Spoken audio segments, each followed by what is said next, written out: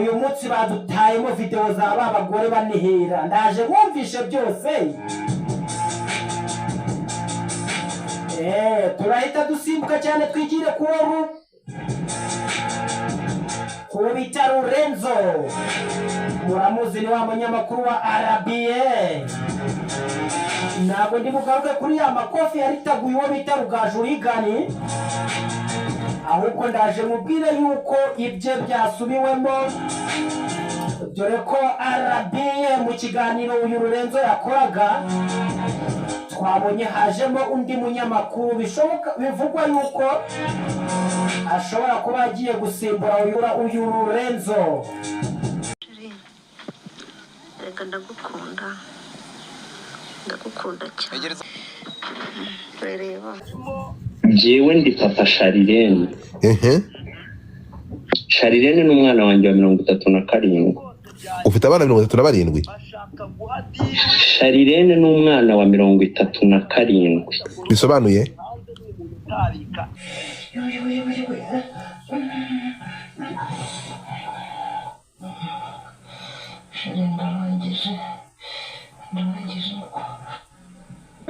Yarantutse ngo ndi ikinyendaro, like ikinyendaro ni imvugo nyine itagikoreshwa. Hageze muri Radio Rwanda ubwo abantu bamenya ko amakuru y'Uburayi bari buze kwitetera. Yes, reka nangire musuhuza uherereye hose mu Rwanda no hanze yarwo. Ngibisanzwe ngende Weekwas, ambasaderi wa diaspora.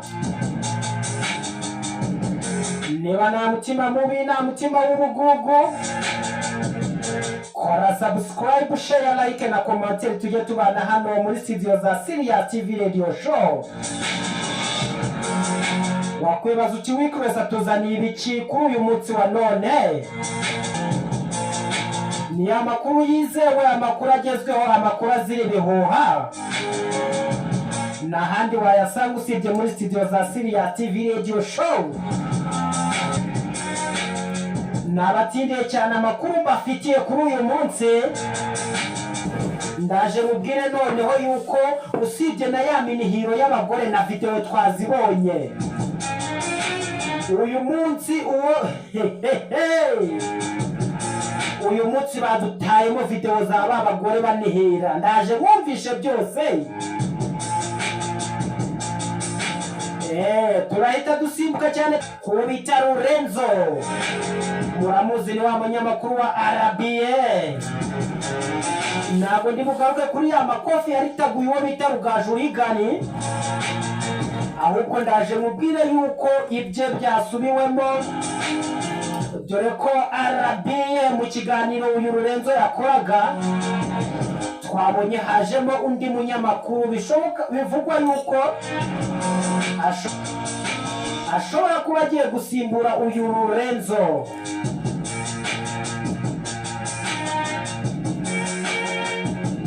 Ntucikwe n'ukuraho urushinge, ni hano kuri Sirius TV Radio Show. Aba badamu ngenda zifite nuko hano rwose bitewe kuba nahita nzikina ngo muzirebe, ariko rwose izi video zajya agaragara zirahari. Ababishaka babikora uzanyura mu gikari nzazimukubita yitambire yirebere. Reka ndagukunda. Ndagukunda cyane. Reba igitabo cy'umukunzi. Ati giki? Ndagukumbuye gusa. Shiri. Ntabwo nakwangarika.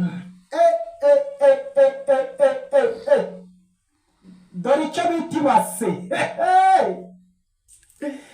Baba we. Mbona ushyiramo imboro yawe. Gushyiramo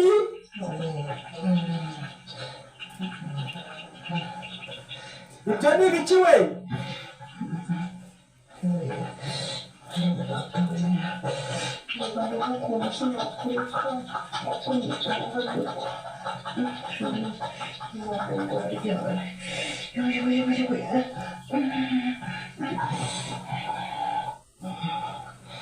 Sharinda wangije ndangije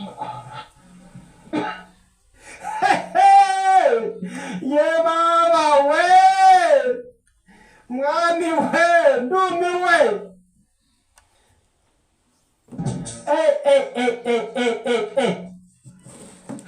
oya wizana ayo majwi ndaya Dr. Ese mumeze neza naguhamagaye ngira ngo tuvugane ndakubura nabonaga wabaye nyine uri kumbwira uti kuki banshyize mu bintu ngo ufashe kariya kagabo warangiza ukabivamo mu by'ukuri ntabwo amafaranga 160 ntabwo nyabuze pe ariko hari igihe umuntu agira agahinda akarwanisha umubiri birashoboka ko dushobora gutuma abantu wenda nabo bagenda bagira agahinda bakamukubita bagakubita nk'ahantu akaba arapfuye ugasanga umwana wabaye imfubyi n'umugore wabaye umupfakazi kandi wenda nk'umushumba ntegereje igihe gitoya yazihana cyangwa ntanihana ariko Imana ikamunkiza mu bundi buryo so mbabarire ntabwo nagukinishije ariko reka tumutege Imana ikindi na hano naramureze muri RIB reka turebe icyo bizatanga ukomeze kugira ibihe byiza rero njyewe ndi umupagani uri umupagani duhuje pasiteri duhuje imyemerere mbega nta rusengero ngira nanjye nuko umbwire ngo henda screenshot na Pastor Mutesi namubwiye ngo unyereye mbuto ki uranyerera mbuto ki ushaka guhemuka unciyemo kuko uzi ko wenda akazi nakoze katuma hari ibyo menyora. Okay rero kugira ngo twihute kugira tuze gutinda kuko abantu nabasize barantegereje tubwire imva n'imvano yaya majwi n'ara amavideo byagenze gute iki kintu uragishyiraho uwuhe mucyo no kugira ngo uze kurambura uranyemerera no gushyira live noneho utubwire imva n'imvano ubirambure winkira live kandi ntunkire live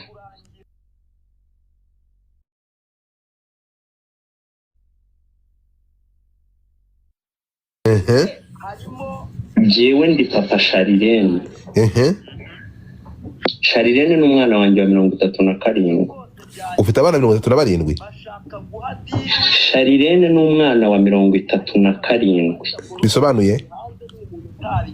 bisobanuye ko ntabwo ari we 37 kuko nyuma ye narabyangera nubwo mbyarana impanga nuvuga ngo ni ufite abana bangahe burusange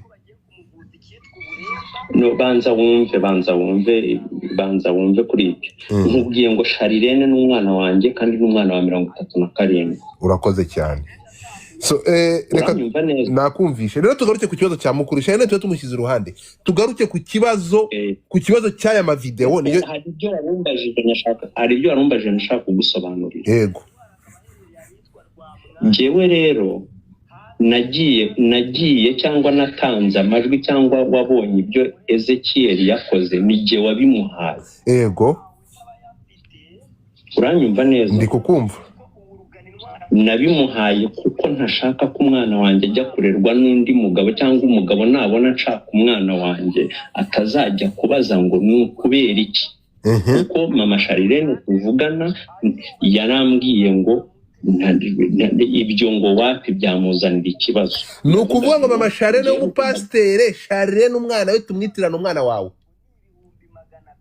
njyewe ndi papa Sharirene utari ntakabanyura korode none ko tuzi ko ntakabanyura ari we se wa Sharirene se ntakabanyura n'umugabo wa gatatu ngende umugabo wa kabiri umugabo wa mbere ntabwo yagize amahirwe yo kubona umwana babyaranye uwo ntabwo yabayeho nanjye namushatse mubeshya nk'umupagani mubwira ko ndi umuhungu kandi ndi umugabo ufite abandi bagore ku ruhande abagore bane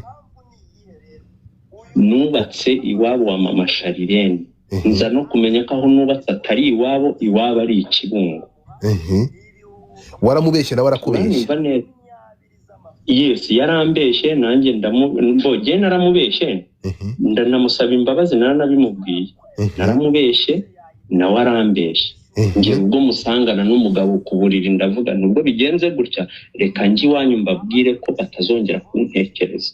Mama Charlene namusanganye n'umugabo mu buriri. Mfite n'ubushobozi bwo kugira icyo nkora ariko ndatuza uri imfura bitewe n'akazi nakoraga n'uwo ndiwe. Je ndi imfubyi itagira abavandimwe ariko yatanze icyuya n'amaraso kugira ngo igihugu cyanjye nanjye muri gake igihugu cyanjye u Rwanda ndi mu Bugande nshakisha ariko ntabwo ndi garasha nta n'umunyarwanda n'uwagatekereza kugambirira kugirira nabo umunyarwanda akanca mazahura n'ibibazo nzamushyira hanze. Twagiye rero reka dukomeze rero kuri aya no ijwi ni njyewe waritanze nyine reka mvuge gutya yego aka kantu gakate kugashyiremo ariko ntukire live nizere ko ntari live komeza kandi umva bari kuvuga ntabwo wari ukomeje ntabwo amajwi niwe wayatanze kandi umva bari kuvuga ntabwo live ntabwo nagukize live. Okay so njyewe rero ntabwo njyewe akakuga katugashyiremo wumva impamvu nkubwiye katugashyiremo okay nta kibazo akunda kakwemereye. Pastor Mutesi niwe wansabye kuba nagira ubuhemu nkorereze kiyeri bitewe n'ubushobozi nzi. Ni wowe pasteur ni wowe dogiteri avuga hanyuma njyewe ntabwo mbereho guhemukira umunyarwanda naratanze bira bihumbi 160 niwe bagombaga kuya kugira ngo ugirire nabi Ezekiel. Ntabwo arayo gusa mfite n'izindi message za mobile money narayariye amafaranga ariko si imbereho kugirira nabi umunyarwanda kandi naratanze icyuya cyanjye ngo abeho mu mahoro. Ubuhemu wagombaga kumukorera n'ubuhe?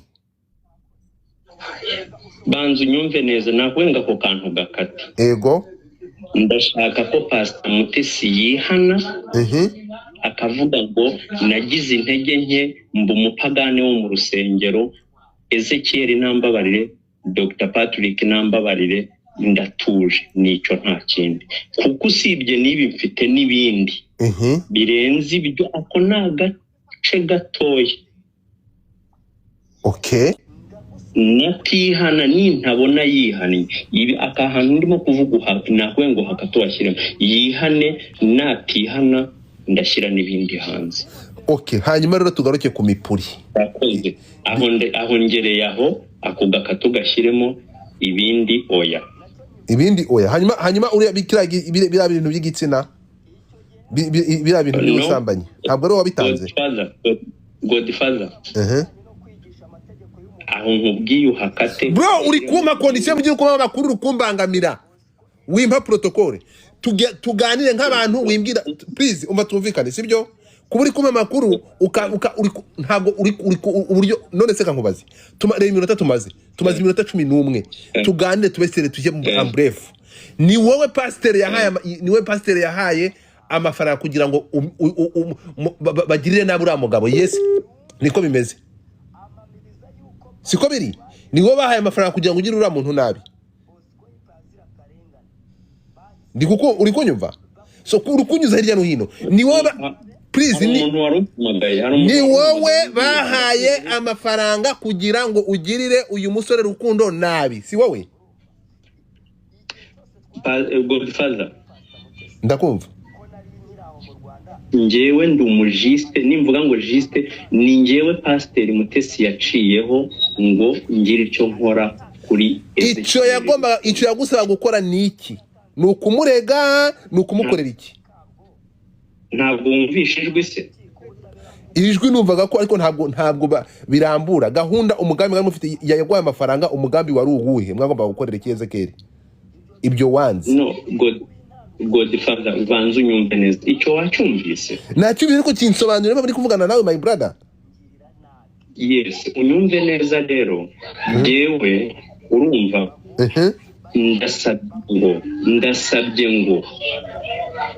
ndasabye ngo Pastor Mutesi yihane na bro ntakagambirire kugirira nabi umunyarwanda niba bamuvuza ibyo ibitari byo ajya agaragaza ukuri, niba bamuvuza ibiri byo ubugizi bwa nabi. Hari ikintu utari kumva ndi kukubaza. Ubugizi bwa nabi ahangaha uvuze ko amafaranga yaguhaye. Ubugizi bwa nabi ni ubuhe yashaka kugira ngo mukorere uyu Ezekiel? Uvuze ko amafaranga wayariye, hanyuma ko twumvishe amajwi yandi yakoherereje akubwira ko ibyo bintu yaje gusanga atakoresha umubiri, akanga ko mubikora. Kuki uvuga ko agomba kuyana kandi twumvishe audio avuga ko ugomba kubireka? Banza wumve iki ngiki. Ego. Urumva Godfather? Ndakumva. Impamvu mbaza gutyo ni ukubera njyewe ndimo kubivuga nzi ko Pastor Mutesi azabyumva kubikatu bishyiremo. Ego.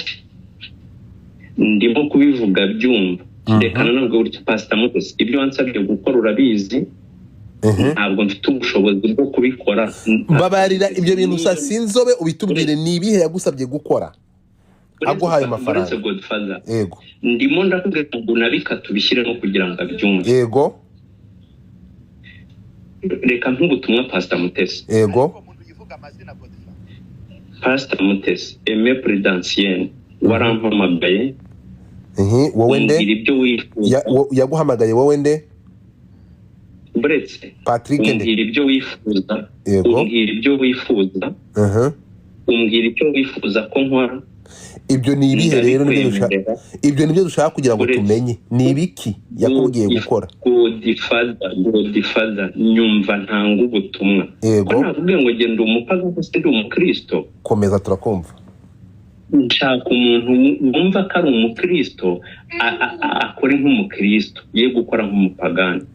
So reka mvuge reka ntanga ubutumwa. Pastor Mutesi ndagusabye ndagukunda ugira amagambo y'ihumure, ariko icyo wagambiriye ko nakora kuri Ezekiel ntabwo nagikora, kubera ko niba ufitanye ibibazo na Ezekiel muzashaka uko mubirangiza. Ariko mbereyeho ko umuntu yagira amahoro. Natanze icyuya cyanjye ngo u Rwanda rugeraho rugomba kuba rugeze. Ntabwo natanze icyuya cyanjye ngo umunyarwanda abura amahoro ahari. Pastor Mutesi unyumve neza, ibi ninjye wabikoze, ninjye wabishyize hanze kugira ngo numara gukorwa n'isoni, kuko nkuko Bibiliya bivuga wihane. Nzanezezwa no kubona Pastor Mutesi Aime Prudentienne yihanye yatuye. Ibyo nutabikora nzarekura n'ibindi ndekure n'izindi n'ayandi ma message wampaye. Urakoze cyane n'ibinyumvise. Godfather ubwo n'ubutumwa ngende Pastor Mutesi. Reka tugaruke no ndagukunda cyane. Rero tuyita cyamukunze. Iki cyamukunze? Shiri. Ntabwo nakwangarega. Mbona ushyiramo imbaraga yawe. Ushyiramo inyi. Aho rero mumvite umva imigezi.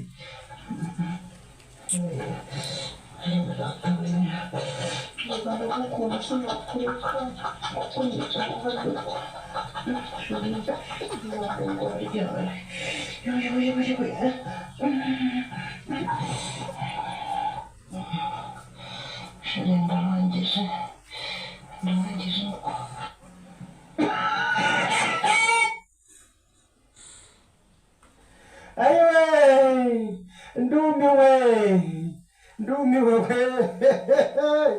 Nuko bimeze rwose.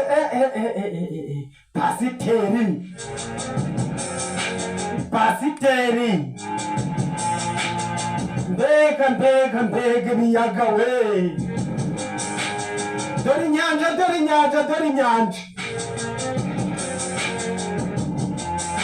Barabeshya ngo ni robine, reka ni inyanja. Uzi yuko hari ahantu mbonye Kenisoro yanyuramo ahagaze, cyangwa wa muhanzi w'Uburundi bita Kiriku.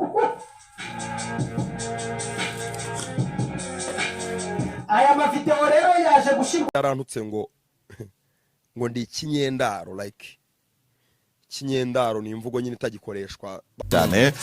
Ndi kumwe kandi na Adelari Mukiza hageze muri Radio Rwanda ubwo abantu bamenya ko amakuru y'uburayi bari buze kwitetera. Muri make kuba washaka ku Rwanda riganira nka Lorenzo kuri RBA byumvikana nko kuri rukuru tugakubita umwana wa fande muri kuyikoze bien sûr uhita wirukanwa kuko niba ari umuntu ukunzwe kandi wubashywe cyane muri ari nabwo mboneraho no kubabwira ko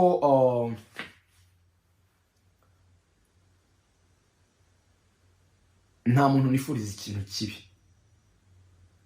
Iyi statement ndayivuze ikuyemo ubutumwa bwose nge sinsobanura ibintu byinshi ariko ababyumva babyumva. Nta muntu nifuriza ikintu kibi. Ndacungana n'izamu ryanjye n'iterambere ryanjye mfokasinzaho iby'undi muntu yanyuramo byamurushya byamugora. Nta maraso y'umuntu amba mu biganza, nta kibi cy'umuntu kimba mu biganza. Ndi imbere y'Imana, ibyo mbivuze ndi imbere y'Imana ko ndabona ama message n'ibintu byinshi ibyo mbivuyeho clear ndagiye. Ariko niba hari umuntu ufite ibibazo Imana ikamworohereza, nicyo cyonyine namusabira. Imana ikamworohereza. Abantu bagira difficulties, bagira ibagora, bagira challenges, waba uri mu bihe bimugoye Imana imworohereza. Sinahindura situation ndashoboye kuko sinjye ntacyo nyobora ntacyo mpagarariye. Uri muri situation zimugoye Imana imworohereza.